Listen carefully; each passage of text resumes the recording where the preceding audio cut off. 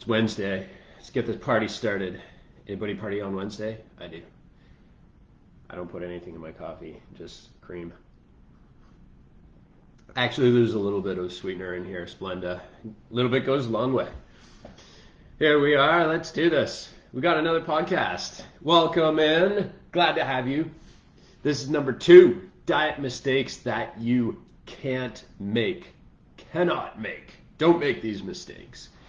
I'm going to go over a number of points, just basically what you shouldn't do when picking a diet. There's a lot of common diet mistakes. Ooh, Lada, yes. Welcome in. Well, we have lots going on today. We're going to talk about a little bit of diet stuff. If you're picking a diet, unfortunately, I'm looking at the weather outside. It's looking a little bit chilly, so I don't want to be the first to say it, but I think I am. I think summer's over. Sorry to put that out there, but there wasn't much of a patio season this year. I know a lot of people get out to the patios maybe once or twice too many.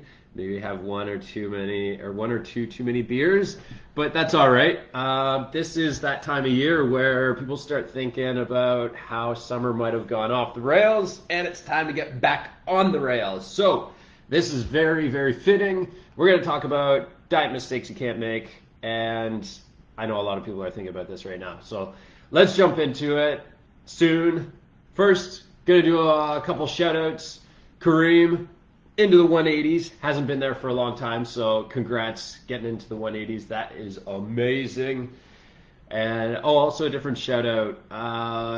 There's a new member on the team, joining the team. I'm not going to say who yet, but that's going to be coming soon, an official welcome to the team.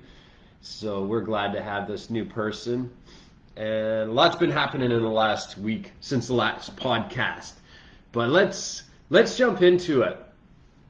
Diet mistakes that you can't make. Diets can be tricky, to say the least. Obviously, diets, there's a lot of confusion around them. Since I'd say the last 20, 30, 40 years, it's flip-flopped a lot. At one point, fats were bad for you. Fats make you fat. Well, now keto is back into it, so you have to go high fat. Carbs are bad, right? Now, carbs used to be good. Which one's right? Yeah, Louise. I'm going to shoot a flex back to you. How about a little bit of love? So with the picking the right diets, it can be tricky, but one thing a lot of people come up with, and let me tell you a story. You're probably gonna see my face go red, my blood pressure might rise a little bit. This is one that gets me a little bit. So, when you're getting into a body transformation or you're trying to drop body fat, and jumping into a diet it can be complicated. The best thing is to make it the least complicated possible. Make it simple, dead simple. But if I could tell you a story, hopefully this person's not listening. No, it's okay if they are. Actually, a lot of people have come to me in the same situation. About a year ago, somebody came to me saying, it's time to lose a bit of body fat. Been looking at some diets, and the best one to go with is one that's not very easy. And the reason it's not very easy is because they don't really eat those foods in that particular diet. This diet is a vegan diet, and I love the ethical reasons around vegan diets, calling attention to the animal cruelty and all that. But if a vegan diet isn't something you're necessarily used to, or it's something you don't really know a lot about, it's going to bring a lot of challenges. There's going to be a lot of challenges because you don't necessarily gravitate towards those specific vegan foods. And not to isolate vegans, but all the others, ketogenic diets, high fat, if you're not used to eating high fat, or possibly you make poor choices when it comes to fatty foods. There's the carnivore diet out there, if you're only eating meat.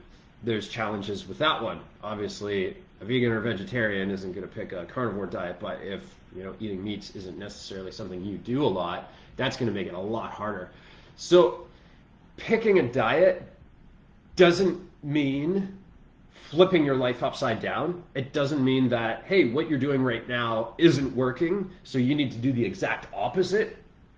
Picking a diet should be more of a simple process. What you need to do is find out the things that are working for you and make the modifications necessary, the least amount of modifications to make it work for you.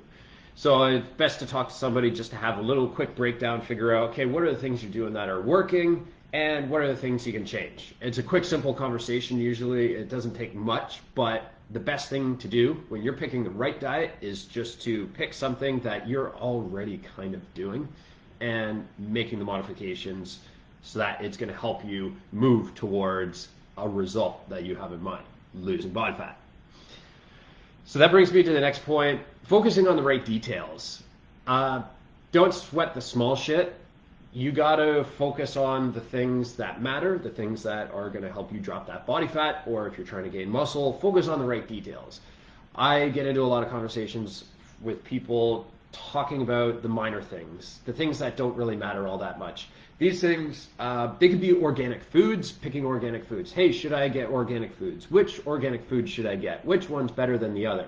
When it comes down to body fat, studies show that organic food doesn't have any greater effect on fat loss than non-organic foods.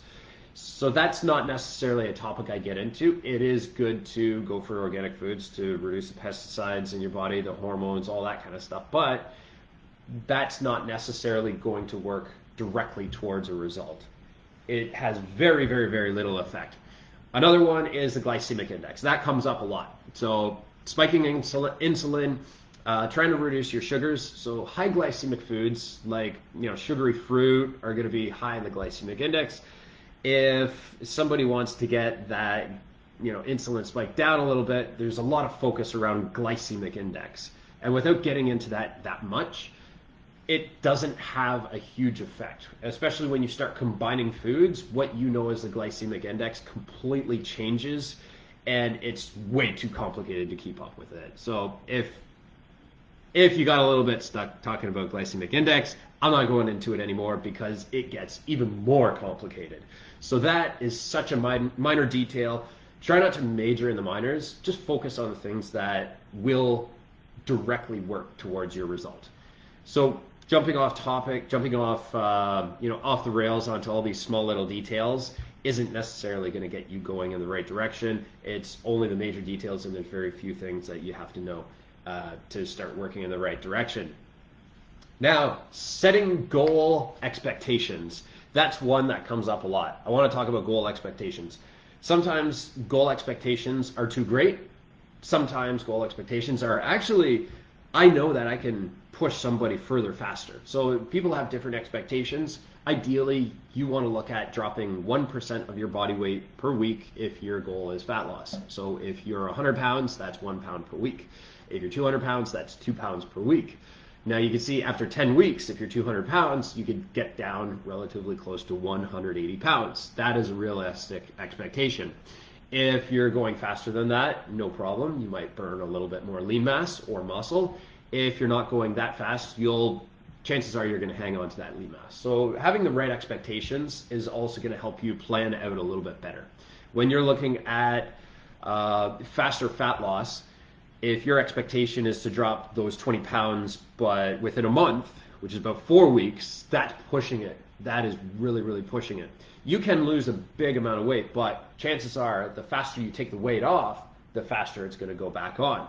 Without getting into the crazy scientific evidence of that, you just don't want to lose extreme amounts of weight in short periods of time because the body gets put into a state where it wants to put extreme amounts of weight back on in a short period of time as well. So having a realistic expectation, 1% is great for dropping body fat, 1% per week. And the fourth topic I want to get into, probably the most popular, so sorry I saved it for the last, but supplements. Supplements are one that gets a huge amount of focus for diets, trying to lose body weight. What's up, Jordan? Thanks for joining.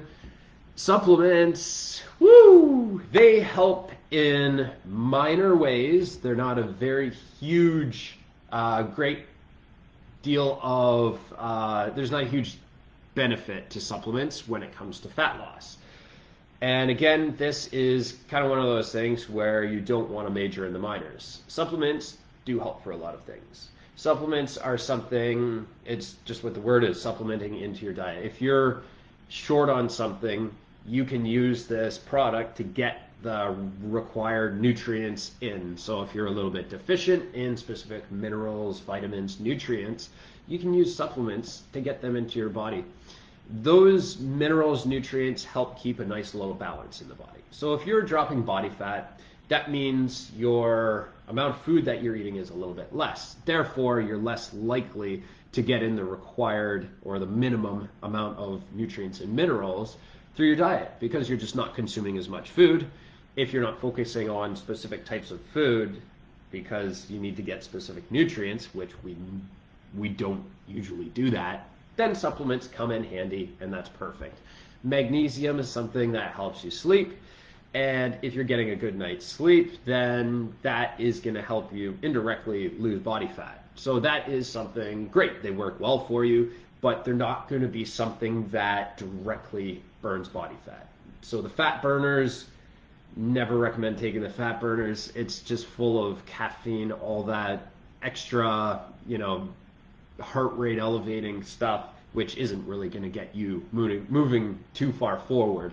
Fat burners are just a great marketing tool for supplement companies and people that just have that extreme desire to lose body fat as fast as possible tend to gravitate towards those fat burners because they have high expectations. But what most people find out is those things never live up to those expectations. So supplements are great for getting in nutrient deficiencies that you might have, keeping your balance, the body balance in check, making sure that the body is nice and happy. If you're deficient in any nutrients, you can get tests, you can get blood tests, but you do want to know which nutrients you need before you go out to the supplement store and start spending hundreds and hundreds of dollars on things that you may or usually may not need. So finding out through good quality tests is the best thing you can do. Now, if you've had any questions at all about picking the right diet, comment down below. Send a comment, maybe how much you want to lose, but I want to know what diets you've tried before. Let me know a diet down below that you've tried and it just didn't work out, or even comment a diet down below that has worked for you and you get insane results. I want to know. I think everybody listening also wants to know. So I will see you next Wednesday. Tune in for podcast number 3. Thanks for tuning into this one.